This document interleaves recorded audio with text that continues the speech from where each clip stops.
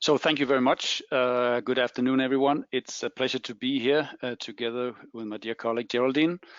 As stated here on this first slide, we'd like to talk a bit about sustainable solutions and actually in this way addressing both water and energy aspects of it. Briefly about Grundfos, the company was founded more than 70 years ago by Mr. Paul Du Jensen. At that time, he was thinking, how can I support the local farmers with water in an efficient way?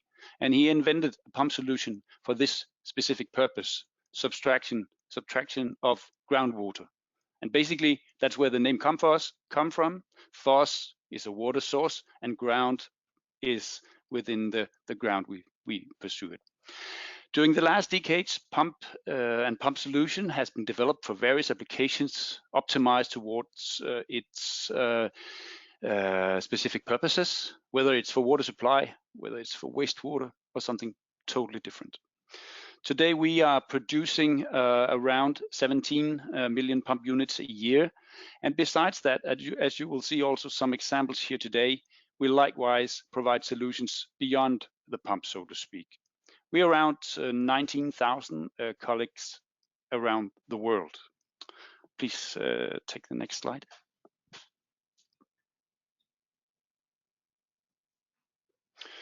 So, next slide, please. Yes. So Grundfos has always had a strong engagement in the sustainability or in the sustainable agenda, or in the latter years defined in a UN context as the Sustainable Development Goals. So why are we in Grundfos doing this, and why is this important for us? Well, actually, it started from the very first day. The founder growing up under poor circumstances, always with an innovative mindset, thinking, can we do better, and how can we do this?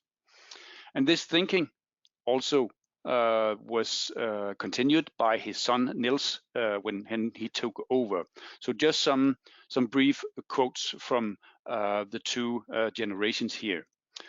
You could say this is actually a part of our DNA, and basically it's an incremental part of the very purpose of Grundfos. And our purpose is not just a bold statement, but it's the way the owner of Grundfos, the Paul Du Jensen Foundation, is taking up the ownership role. And yes, Grundfos is making money, but as stated here, this is not an end goal, but an enabler to pursue this purpose.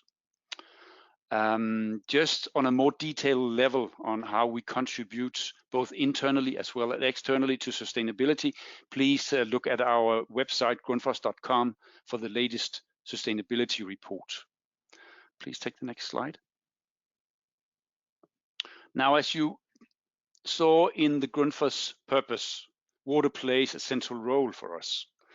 Pumps provides and removes water. Accordingly, we can play a role when there's too much water, flooding, as well as too little water and scarcity. So looking at the Sustainable Development Goals, this is goal number 6. And it's about securing safe water as well as handling the wastewater. And as we see from these figures from the UN, there's a lot to do on a global scale. As previously mentioned, we also go beyond the pump, and in example making systems, an example for safe water treatment, where the pumps is of course an important part, but it's not all of it. So here we want to contribute and make a difference. Please take the next slide. So in the title of the presentation, we mentioned the so-called water nexus. And one of the dimensions of this so-called nexus is the importance of energy when handling water as well as wastewater. On the left side here, you see a small quote from a UN report. It states that electricity costs can be up to 40% of the total operating cost when handling water and wastewater. And looking at it in an aggregated perspective, that again can be up to 40% of the municipality's energy bill. And as you will see here, this is not only in specific countries, practically all over the world. The latter one at the right was from the US Congressional Research Service. So basically, we see it all around the world. Energy efficiency is key to reduce cost, of course, that's important, but likewise, it's about reducing CO2 emissions from the related energy production if it's not renewable. Please take the next slide. As stated in the latter part, the CRS report, you saw also that up to 80% of the energy usage is related to water, for pumping water. And that means, of course, it makes perfectly sense to look at energy efficiency related to pumps. And we have done that for all the years being in business. And just here some of the reflections when we go out in the field and see how much is usually taking up, looking at a total life cycle cost perspective when buying a pump. Up to 85% of the cost of the life cycle cost is around energy. It's only 5% that's the actual initial cost. So basically, it makes sense to look at energy efficiency when buying pumps. In the long run, it pays off. Please take the next slide. Well, as an example on energy efficiency within our pumps, we have during the years reduced the energy consumption. In one of our pump examples is the small circulator pumps. That took up around 60 watts, and it could be compared to a traditional light bulb. Today, after our development, we are around 2 or 4 watts, meaning you could actually make some kind of analogy towards moving from a traditional light bulb to a LED lamp. So basically, we definitely do a lot within the product itself, but how can we continue here? And what we're doing here is, of course, to continue our optimization inside the pump, but basically we also need to look around how can we optimize on a system level. And this is an example I put up here. This is when operating a pump station in a city area. Here often the pressure in the network is too high, and that means you're using too much energy. And at the same time, actually, when having a too high pressure, it means too much water is lost due to leaks in the pipes. So basically, by introducing sensors and advanced controls in our pumping station, we can reduce both. And typically, this is an additional 20 to 30% on top of general energy efficiency aspects. Now, looking at energy usage related to water, the next level is, of course, to introduce renewable as a direct energy source for the systems. We introduced that long time ago, and here I would like to hand over to my colleague, Geraldine. Geraldine, please. Hello. So thank you very much. And, would you please move to the next slide? I hope my voice is clear.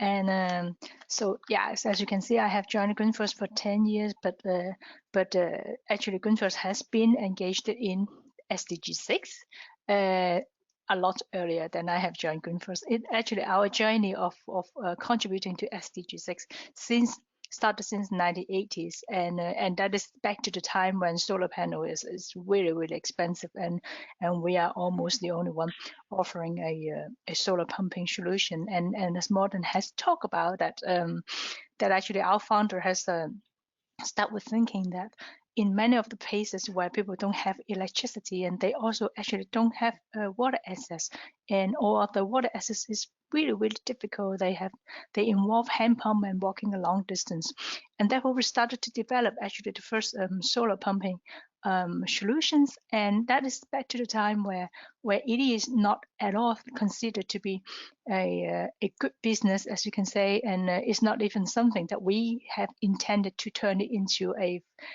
business. We are hoping that with the technology and the competence that we own, that we can build a solution that is really helping people to get access to clean drinking water.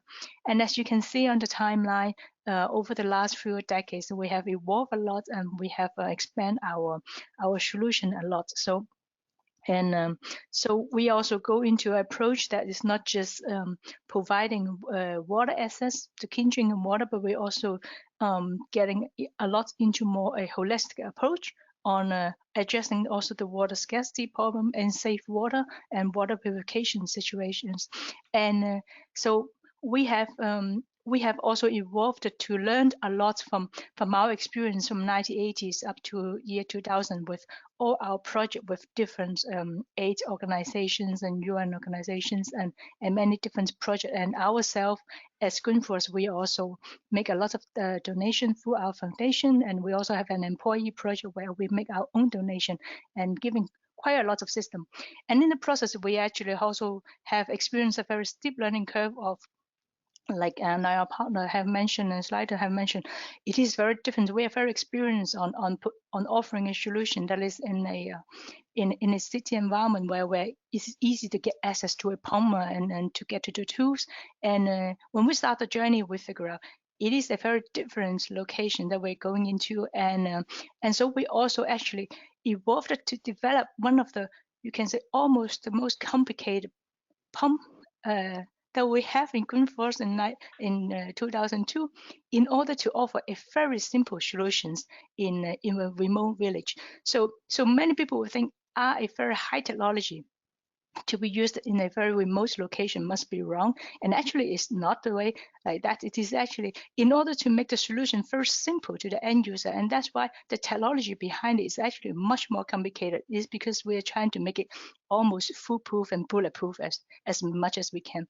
And ever since our very unique solution launched in 2002 called SQFX, in the last 20 years, then we also joining the global trend of that the solar panel price has dropped so much, and we also actually the portal has now become a not just a humanitarian solutions and providing clean drinking water in remote location. We also support a lot in SDG 13 and having fight the climate change and reduce energy consumption in other applications.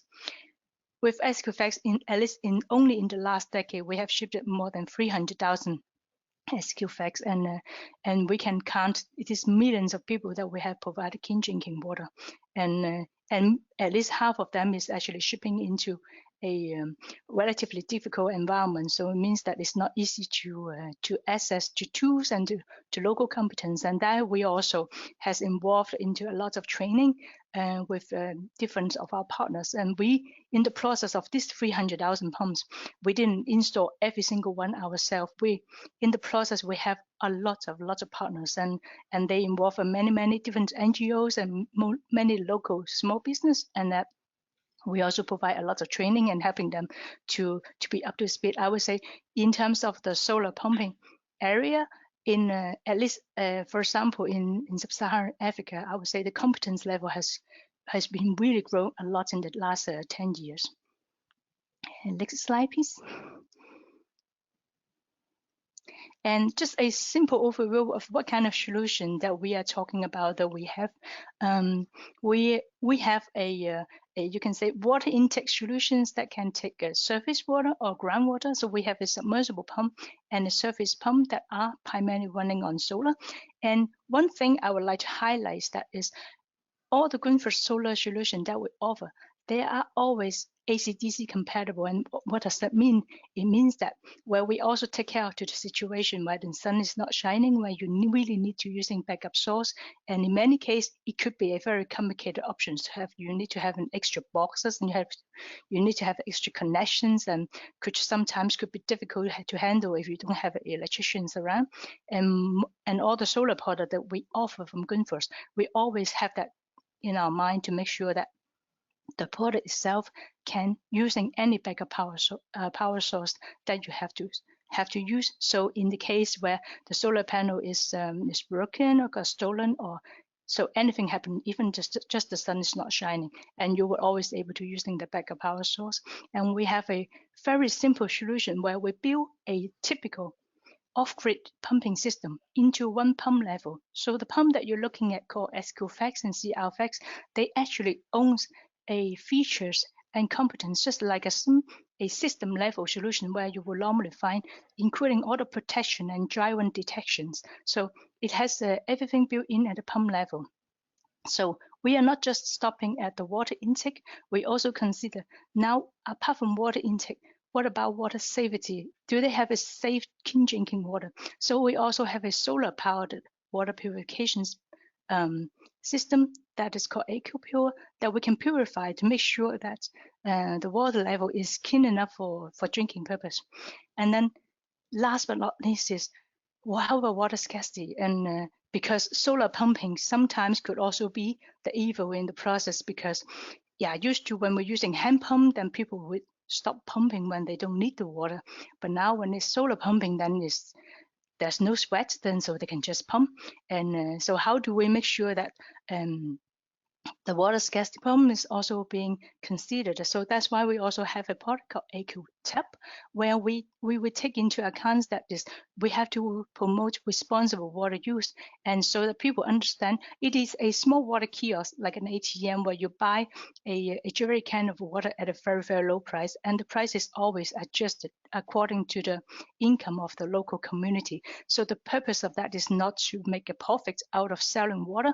The purpose of that is just so that we make sure that people understand that water actually comes at a cost, and so that we are promoting a more responsible use of water. And at the same time, by having a finance system built in the product, it also means that we actually promote some kind of a local entrepreneurship. So there will be people able to run this water kiosk, and there will be technical competence have to build in order to maintain such a system. So they also start to actually running some small business in the community. So this is how we see, and this is also the solution that we offer from Grundfos. So from water intake into actually the glass of the end user who is drinking it. Last slide, please. And so this is the journey up to today, what we are doing. This is something is already in the market. Then you can say, what is your ambitions toward 2030? From Grundfos, we have a lot of ambitions ourselves into what we use water and how responsible we can be. But one of the things that more external is we want to contribute in providing safely managed drinking water to 300 million people in need by 2030. And how are we going to do that? And I cannot really disclose more to you now, but we have a few keywords we have in mind, and basically is also the foundations of the pillar that we're building on the solution up to 2030 in order to achieve this goal. And that is, it has to be sustainable. It is not just the power that is sustainable. So that's, of course, they have to be renewable. It has to be clean energy, but it's also the water source has to be sustainable. And how do we make sure they are sustainable? It has to be resilient. We have to able to help village and countries to be resilient, and then it has to be connected. They have to be able to be controlled. They have to be smart, and they has to be attractive where people would like to use the system, not just when it's in crisis, but also after the crisis is passed, and the people will feel safe and feel attracted to stay in the same pace.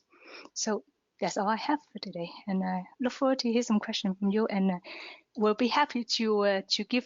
I try not to put too many technical contents, but if any of you interested in a lot more technical contents on the product, I'll be super happy to let you know, or to get in touch with any of you.